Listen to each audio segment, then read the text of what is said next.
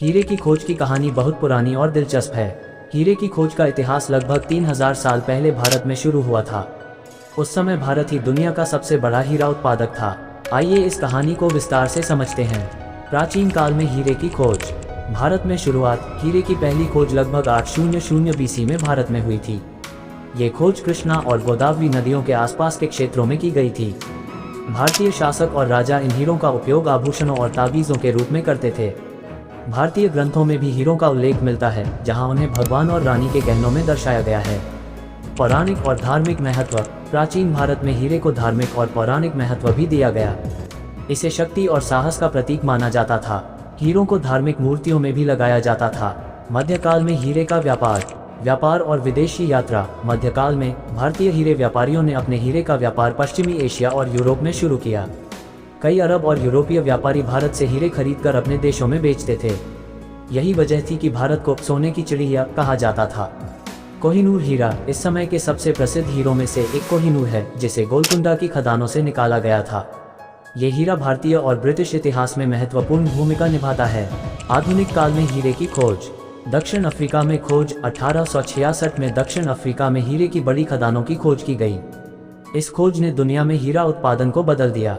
Kimberly नामक जगह पर एक बड़े हीरे की खोज हुई, जिसे बाद में किम्बरली खदान के नाम से जाना गया। इससे हीरे की बड़े पैमाने पर खुदाई शुरू हुई और दक्षिण अफ्रीका दुनिया का सबसे बड़ा हीरा उत्पादक बन गया।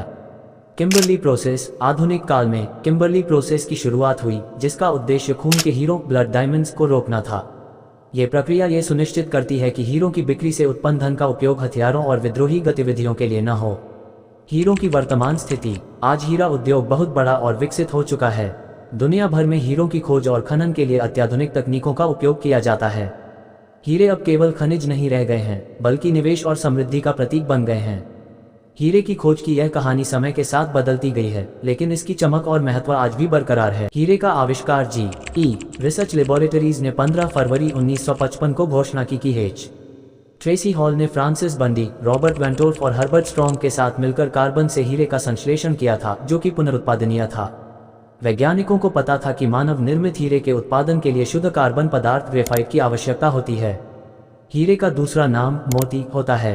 एक कैरेट हीरे की कीमत कम से कम 1 लाख और ज्यादा से ज्यादा 18 लाख रुपए हो सकती है, केवल सफेद हीरे की, और अगर हीरा गुलाबी, नीला, पीला, हरा हो तो कीमत बहुत ज्यादा बढ़ जाती है। हीरे से भी महंगा प्लेटिनम है। सबसे महंगा हीरा कलिनन हीरा है। केवल कोहिनूर हीरा ही इससे अधिक मूल्यवान माना जाता है, लेकिन इसकी कोई कीमत नहीं है और इसे बस अनमोल माना जाता है। और आपको जानकर आश्चर्य होगा कि कोई भी हीरा जहरीला नहीं होता है। शुद्ध हीरे हमेशा रंगहीन होते हैं, लेकिन अशुद्धियों के मिलने से उनका रंग बदल जाता है।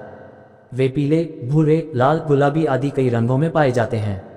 हीरे में नाइट्रोजन का मिश्रण इसे पीला या भूरा रंग देता है। और एक ऐसी भी नदी है जो हीरा देती है। भारत में पन्ना जिले की बाघिन नदी ही एक ऐसी है जिसके किनारों पर भी हीरे मिल जाया करते हैं।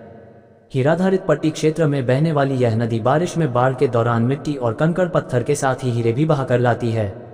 कोयले से हीरे कहां से आते हैं? कोयला सतह में इतना गहरा नहीं दबा होता कि हीरे बनाने के लिए आवश्यक ऊष्मा और दबाव उस पर पड़ सके।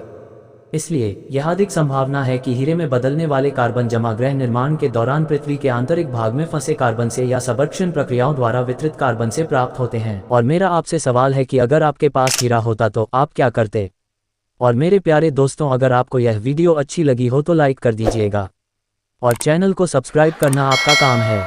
धन्यवाद।